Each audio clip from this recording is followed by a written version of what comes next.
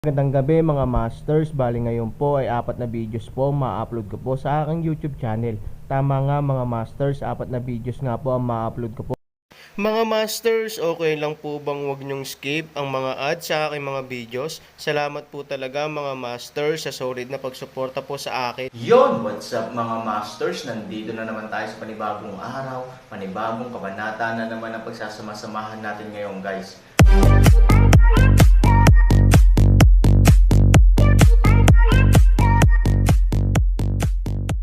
Bali mga masters, kung bago ka pa lang po sa aking YouTube channel, please click the subscribe button, lalong-lalo na po yung notification bell guys, para maging connected pa rin tayo sa isa't isa at maging updated kayo sa mga susunod ko pang video.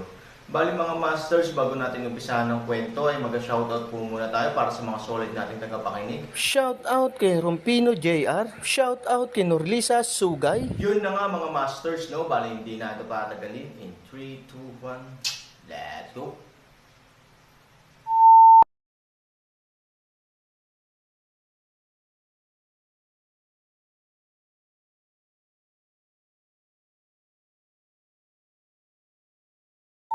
Kabanata 2821 hanggang 2825. Nang marinig ni Nangang Chenkyu ang mga salitang, biyen ng babae, halatang natigilan siya. Si Hanjun ay 14 na taong gulang lamang ngayon. Paano siya magkakaroon ng ganoong ideya? Pagkatapos ng lahat, hindi ito isang bagay na dapat isipin ni Hanjun sa kanyang edad. Ngunit ang reaksyon ni Nangang Chenkyu ay ganap na iba sa mga ordinaryong tao. Natawa siya at tuwang-tuwa. Yung junior natin, paglaki niya, lalaki na siya. Hinaplos ni Nangang Chenkyu ang ulo ni Hanjun at masayang sinabi. Hindi maintindihan ni Hanjun kung pumayag o tumanggi si Nangang Chenkyu. Naitanong lang niya, Lola, maipapangako mo ba sa akin? Siyempre, magandang bagay. Paano ka tatanggihan ni Lola? Hanggat matagumpay kang pamayat, tutulungan ka agad ni Lola na mahanap ito. Sumagot si Nangang Chenkyu na ang kanyang pagduting kay Hanjun ay dumating sa isang nakakatakot na yugto. Hindi tinanggihan ang ganoong kalokohang kahilingan, ngunit masaya siyang pumayag. Tumawa si Hanjun at nagpatuloy, ngunit Lola, kung manugang ako, hindi ako kasal. Siyempre, mga ordinaryong babae, paano ba talaga sila magiging manugang ng prinsipe, alam ni Lola. Sabi ni Nangang Chenkyu, Lola, matagumpay akong magpapayat, naniniwala ka sa akin. Ikanaway ni Hanjun ang kanyang kamao na may matatag na ekspresyon. Sa oras na ito, si Shijing ay nagbubuntong hininga pa rin sa silid. Hindi niya alam na si Hanjun ay gumawa ng hindi makatwirang kahilingan, at nangako si Nangang Chenkyu sa kanya. Nang makita ang patuloy na pagbuntong hininga ni Shijing, hindi alam ni Hancheng kung paano siya aaliwin. Pagkatapos ng lahat, kapag nagpasya si Nangang Chenkyu, hindi na niya ito mababago, at ang Aaron ay nakakulong sa pagkakataong ito, natatakot ako na hindi na niya makikita ang araw. Sa tingin mo hanggang kailan magtatago si Manang Han family? Tanong ni Shijing kay Hancheng. Siyempre, may sagot siya sa puso niya, pero ayaw niyang tanggapin. Kaya naman nagsusumikap siyang tanungin si Hancheng. Umupo si Hancheng sa tabi ni Shijing at sinabing, gusto ni nanay na palitan ni Hanjun ang Aaron at magpanggap na Aaron sa harap ng mga tagalabas, para hindi magpakita ang Aaron sa harap ng mga tagalabas. Natatakot ako na hindi niya magawa umalis sa cellar sa buong buhay niya. Para makakuha ng ganoong sagot, mukhang desperado si Shijing. Bagamat naisip na niya, gusto ba niyang tuluyang makulong sa bakal na kulungan ng bata, parang hayop. Wala ba tayong maisip na paraan para matulungan siya? Okay lang na palabasin siya sa Yanjing. Lalaki siya, hindi aso. Paano siya mabubuhay sa kulungan ng aso sa buong buhay niya? Sabi ni Shijing. Nais din ni Hancheng na tumulong sa Aaron. Kahit na hindi niya makuha ang atensyon ng pamilyang Han, hindi masyadong malaya ang pagkakaroon ng malayang buhay. Ang bagay na ito ay napagpasyahan ni Nangang Chenkyu, at alam ni Hancheng na hindi niya ito mababago. Ang init ng ulo ni nanay, alam mo, kung ano ang gusto niyang gawin, maliban kung buhay pa si tatay, kung hindi, walang makakapagpabago nito, walang lakas na sabi ni Hancheng. Malungkot na tumawa si Shijing, umiling at sinabing, Aaron ang nagtrabaho ng husto sa pamilyang Han. Wala man lang siyang pagtrato na dapat maranasan ng isang normal na pamilyang Han. Ang kanyang pagkabata ay puno pa nga ng mga bangungot. Ngayon, Tayo ba ay kailangan ko bang tanggapin ang katotohanan na siya ay nakakulong sa isang kulungang bakal sa buong buhay niya? Tandang pananong. Sa pagtingin sa kanyang babaeng umiiyak, tumayo si Han Chengzin at sinabing, huwag kang umiyak. Susubukan kong tingnan kung mababago ko ang isip ng aking ina. Mas mabuting magpadala ng 3,000 yuan mula sa Yanjing, kahit sa ibang bansa. Si Xi Jing ay humihikbi sa mahinang boses at hindi nagsasalita, dahil alam niyang hindi kayang akitin ni Han Cheng si Nangong Chenkyu. Walang kabuluhan ang kanyang pagpunta. Si Nangong Chenkyu, na matigas ang ulo, ay hindi susuko sa bagay na ito. Paglabas ng silid, hinanap ni Han Cheng si Nangong Chenkyu ng direkta sa sala. Bago magsalita si Han Cheng, sinabi ni Nangong Chenkyu sa malamig na boses, kung gusto mong pag-usapan ang Aaron, hindi mo na kailangang magsalita. Ang desisyon ko ay hindi isang bagay na maaari mong baguhin. Ang matigas na ugali ay ang hegemonya ni Nangong Chenkyu sa pamilyang Koreano. Ngunit hindi sumuko si Han Cheng at sinabing, Nay, kahit na gusto mong palitan ni Han Cheng ang Aaron, hindi mo kailangang itago ang Aaron sa isang hola na bakal. Paalisin mo na lang siya sa Yanjing at sa ibang bansa. Hanggat umalis siya sa pamilyang Han, ito ay isang banta kay Junior. Hindi ko pinapayagan ang kanilang panlabas na pagkakakilanlan na malagay sa anumang panganib, kaya ako ay magiging komportable lamang kung kontrolin ko siya. Sabi ni Nangong Chenkyu. But it's unfair to Aaron. He's also the Han family. Bakit siya dapat retuhin ng ganito? Bakit hindi siya mamuhay na parang normal na tao? Gusto mo ba siyang ikulong habang buhay? Sabi ni Han Cheng na nagngangalit ang mga ngipin. Hanggat nabubuhay ako, kailangan niyang magkaroon ng seller. Kung ano ang mangyayari pagkatapos kong mamatay, wala akong pakialam. Dahil doon, tumayo si Nangong Chenkyu at bumalik sa kanyang silid. Ang kanyang saloobin ay napakalinaw. Hanggat siya ay nabubuhay, ang Aaron ay hindi papayagang umalis sa hola. Medyo desperado si Han Cheng. Bagamat sinabi niyang inaasahan na niya ang resulta, ang kawalang puso ni Nangong Chenkyu ay talagang hindi niya alam kung paano ito haharapin. Dad, bakit gusto mong tulungan si Aaron na trash talk, yung klase niyang basura, nakatira sa dog cage, hindi ba dapat syempre? Ang boses ni Han Jun ay nanggaling sa likuran. Natigilan si Han Cheng saglit. Nilinggan niya si Han Jun at sinabing, kapatid mo siya. Bilang kapatid mo, paano mo siya makikitang nahihirapan? Ngayon, ang tanging tao na makakapagpabago sa kapalaran ng Aaron ay maaaring si Han Jun. Nangong Chenkyu ay nagmamahal sa kanya. Siguro hanggat handa siyang magsabi ng dalawang magagandang salita para sa Aaron, ilalabas ni Nangong Chenkyu ang Aaron. Kaya plano ni Han Cheng na magtrabaho ng husto kay Han Jun upang makita kung mapapabuti niya ang mga bagay. Ngunit ang pagkamuhi ni Han Jun sa Aaron ay lampas sa imahinasyon ni Han Cheng. Hindi kailanman itinuring ni Han Jun si Aaron bilang kanyang nakababatang kapatid isang araw o kahit sandali. Sa kanyang mga mata, ang Aaron ay isa lamang dispensable waste. Paano siya magiging karapat-dapat na maging kanyang nakababatang kapatid, kung may pagpipilian ako, hindi ako lalabas sa parehong tiyan kasama niya, dahil hindi kami mga tao sa parehong mundo. Ako ang kinabukasan ng pamilyang Han, ngunit siya ang sayang ng pamilyang Han. Malamig na sabi ni Han Jun. Sa edad na 14, ipinahayag ni Han Chengzin ang kanyang pagkamuhi sa kanyang mga kamag-anak. Ito ang resulta ng pagpapaaral ni Nangong Chenkyu. Mapapanood lamang ni Han Cheng ang kanyang anak na naliligaw, magkapatid kayo. Paano kayo magkakaroon isang malaking galit? Sa pamamagitan ng dahil sa determinadong saloobin ni Han Jun, nawalan ng pag-asa si Han Cheng. Alam niya na walang makakapagpabago sa kapalaran ni Aaron maliban na lang kung maibabalik niya ang sitwasyon. Ngunit dahil nakakulong sa isang kulungang bakal, ang Aaron ay walang kalayaan.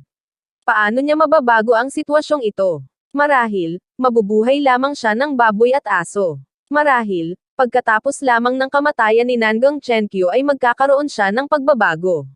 Matapos ang kalahating buwan, si Han Jun, na pamayat, ay halos naging katulad ni Han ng 3,100 modelo.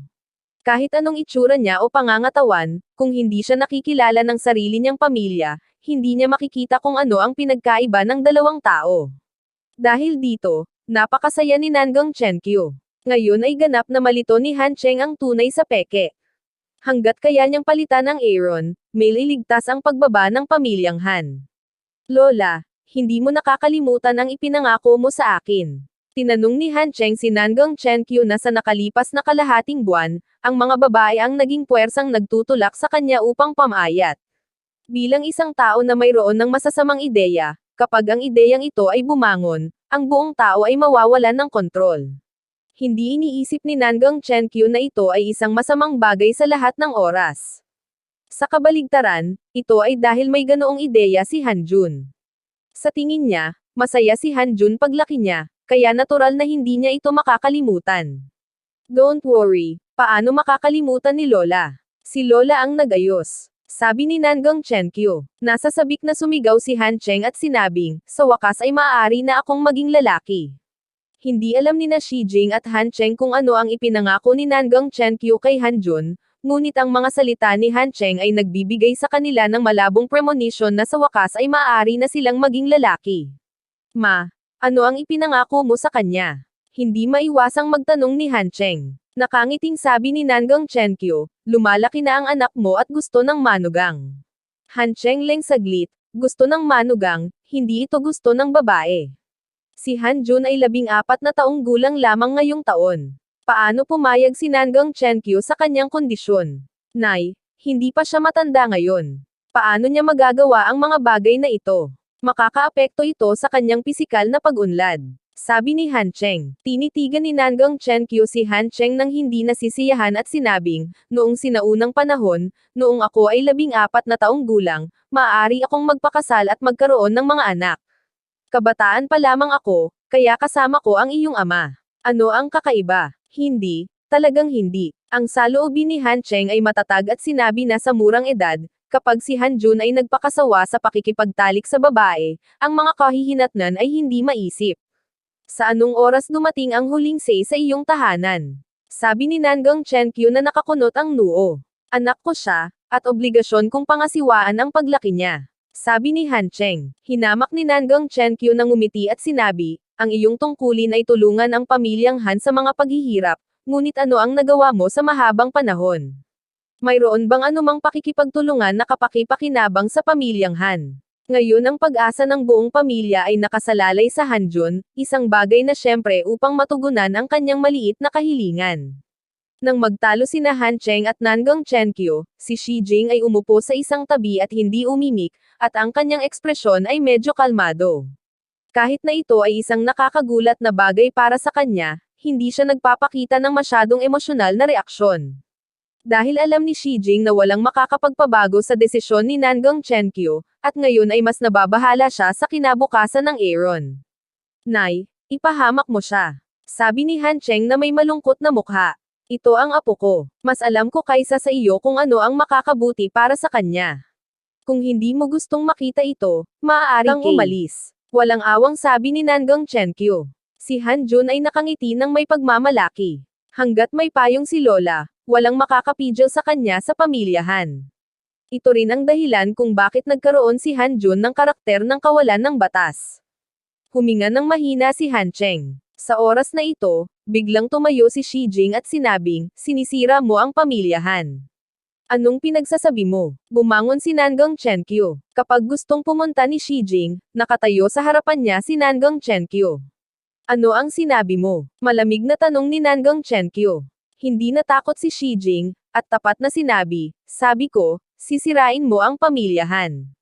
Ayon sa pagunlad ng kasalukuyang sitwasyon, hindi maaaring magkaroon ng kakayahan si Hanjun na maging malaya. Palagi siyang ilulubog sa proteksyon ni Nangang Chenkyu. Paano nga ba talaga magiging talent ang ganyang tao? Paano sila magiging kwalipikadong suportahan ang pamilyang Han? Pop, isang malakas na sampal ang tumama sa mukha ni Shi Jing, at 5 pulang fingerprint ang agad na lumitaw.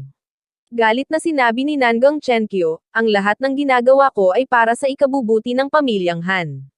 Ano ang nagawa mo? Ano ang nagawa mo para sa pamilyang Han pagkatapos mong ikasal? How dare you say na sinira ko ang pamilya Han? Tinakpan ni Shi Jing ang kanyang mukha, nag-aapoy sa sakit, ngunit hindi pinahintulutan si Shi Jing na magkaroon ng kaunting konsesyon. Nakikita mo kung ano ang nakasanayan mo ni Hanjun. Ang sobrang doteng ay pinapatay lang siya. Mali ba ako? May kakayahan ba siyang lutasin ang mga bagay sa kanyang sarili kapag iniwan kanya? Sabi ni Shi Jing. Muling itinaas ng galit na si Nangong Chenkyu ang kanyang kamay at tinamaan ang kalahati ng Shi Jing sa mukha. Mabangis niyang sabi, siya ang kinabukasan ng aming pamilyang Han. Natural na dapat siyang paboran. How do I do things? It's not your turn to say 3 or 4 things. Shi Jing buong mukha pilit ng ngiti, ilagay ang kanyang kamay, mata-matalim sinabi, huwag maghintay hanggang isang araw, 3,000 lamang ang makakapagligtas sa pamilyang Han. Utot ka, biglang nawala ng kontrol si Nangong Chenkyu. Iniligtas ng Aaron ang pamilyang Han. Ang basurang iyon. Bakit? Naniniwala siya na si Hanjun lamang, at tanging si Hanjun, ang kinabukasan ng pamilyang Han. Hindi pinapayagan ni Nangong Chenkyu ang sino man na magtanong sa kanyang desisyon, kahit ang sarili niya. Kaya ang mga salita ni Shi Jing ay lubos na ikinagalit ni Nangong Chenkyu, lumabas ka na ngayon sa bahay na ito. Umungol si Nangong Chenkyu. Kinagat ni Shi Jing ang kanyang mga ngipin at sinabing, kung gusto mo. Bumalik sa silid, sinimulan ni Shi Jing na iimpake ang kanyang mga bagahe. Si Han Cheng, na hindi umaasa na lalala ang mga bagay sa ganoong antas, ay maaari lamang siyang hikayatin na sabihin, Shi Jing, pumunta ka at humingi ng tawad sa iyong ina. Ito ang iyong tahanan. Saan ka pa pupunta kung aalis ka rito? Halatang halata ang pamamaga sa mukha ni Shi Jing, at tumawa siya ng napakalungkot. Sa pamilyang ito, naranasan na niya ito. Ngayon siya ay sikat sa dahilan ng Zheng Yanshan. Paano siya makakabawi kay Nangong Chenkyu? At sa karakter ni Nangong Chenkyu, kahit lumuhad siya, imposibleng baguhin ang katotohanan ito, pupunta ako sa pamilyang Han tahanan. Sabi ni Shi Jing, ito. Hindi alam ni Han Cheng kung ano ang sasabihin. Ang isang mabuting pamilya ay maaaring gumawa ng ganoong gulo. Siyempre, hindi niya sinisisi si Shi Jing. Kasalanan ni Nangong Chenkyu ang lahat. Makatwiran si Han Cheng. Yun na nga mga masters, no? Bali panibagong kabanata na naman yung natapos natin ngayong gabi. Muli, maraming salamat po talaga sa walang sawang suporta po sa aking YouTube channel na talagang inaabangan nyo po ang bawat upload ko po. Bali mga masters, magkita-kita ulit po tayo bukas ng gabi at ngayon po ay magpapaalam po muna tayo. Bali mga masters, bye-bye!